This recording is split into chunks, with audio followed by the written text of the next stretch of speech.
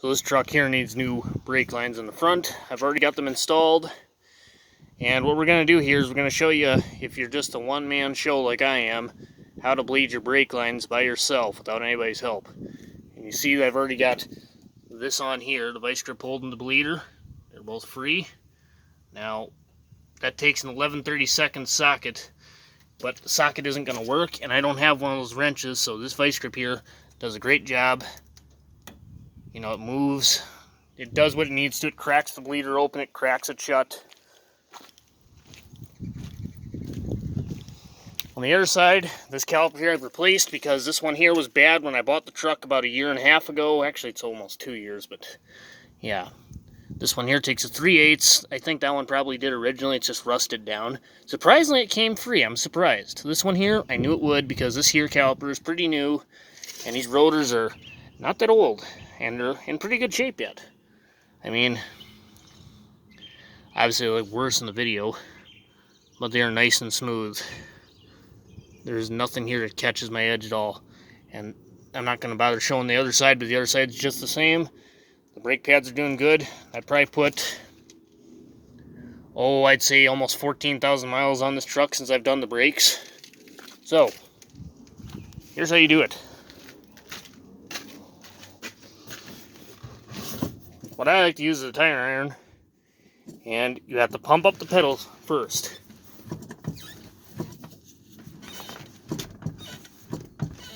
See how it's getting real stiff? You take it, you wedge it against the seat, tight as you can. Now it holds it down nice and tight. See, that ain't moving. That's good. I already got this side here pretty well done. I'm going to give it one more bleed after this side here is done, just to be absolutely sure there's no air at all in the line. I've checked all the fittings already, except for this one here, and it does not appear to be leaking a thing. Sweet. So, here's what you do.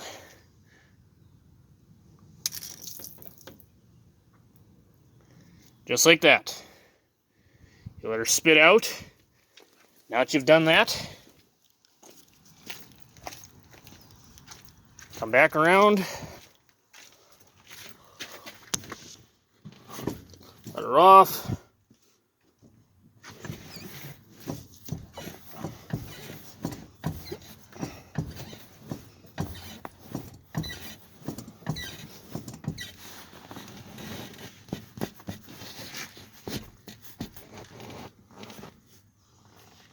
And it's okay if it slips up just a little bit. The thing that matters is that you got some force applied to it. You don't have to have all of it. You just need some force. You don't have to go crazy with it. I don't know if you could tell, but that's kind of airy when that comes out. Now I'm sure when I bled the other side, a lot of it got forced through this line here and came up already because I bled that side pretty thoroughly.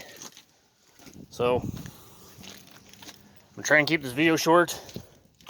Again, one more time. Let off the pedal. Give it a good pump. And this pedal is starting to get back to as solid as it used to be, which is awesome. Because I like how little this pedal moves. I already did this to the gray truck. I gave it new front brake lines because they were even worse than this one's, and I can't believe they were still holding. Alright, we'll give her one more for good measure. Here, I'll show you the brake line that came off. Now, I don't know if you can tell, because it's not going to show up or focus, but this brake line is pretty crusty and flaky on this end, and it's just as bad on this end, so junk. They're both, that one's been replaced. This one here is still factory. This is the one that was, look at how rusted and pitted down this is. I mean, if you see how thin this thing was, I mean, obviously you're not going to see here, but this thing was pretty thin. I was pretty worried about that, so yeah. Don't worry, I'll pick those up. Here's the fitting, if I can get a good view of it.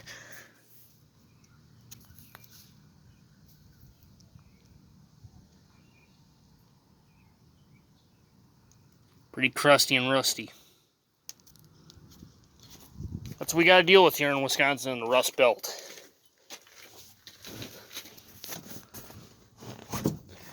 Unlike my dad, who, if this was his truck, which it isn't, it's mine. I mean,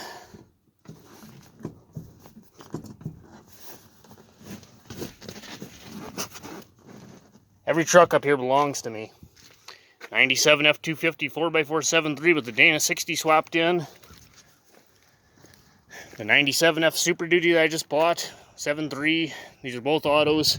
This one here is an auto too. This one's a 96 7.3. It's an auto. It's got 206,000, I think. That one's got 141, and that one's got 392. This one's only got 155. But you might as well have twice that, because this thing's got about over 4,300 hours of idling on it, because, you know, it's a work truck. It's been used its whole life, and I still use it. And I have no problem with it. It runs awesome. It drives great, but definitely still needs an alignment. One of these days we'll have to do another video about this truck here. This one's a 97, it's a 7.3, it's a 5-speed manual. This truck is 4x4.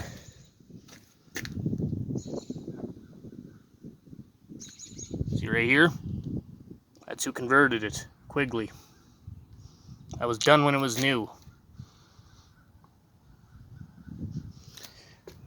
To find one of these that's 4-wheel drive is insanely rare.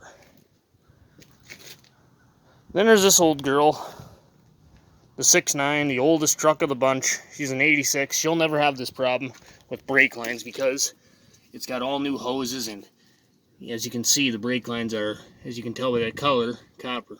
Every single hose on this truck, all 3 of them, are new. Every single brake line, front to back, all of them, they're all copper. This truck will never have a problem with brake lines or hoses ever again by the looks of it. This truck will sooner rust its frame in 2 and break in half like that green dump truck before it needs brake lines again. This one here needs them in the back. I'm going to do the front ones on it too.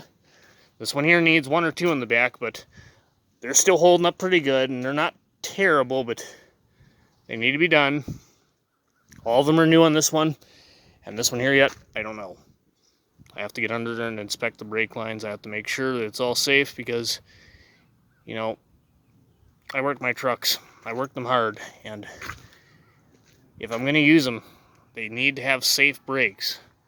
Because if I'm going to be using them to work, I need to feel safe. But if, for whatever reason, they need to make a stop that I'm a little more comfortable making, I know my brakes on my truck will be able to handle it.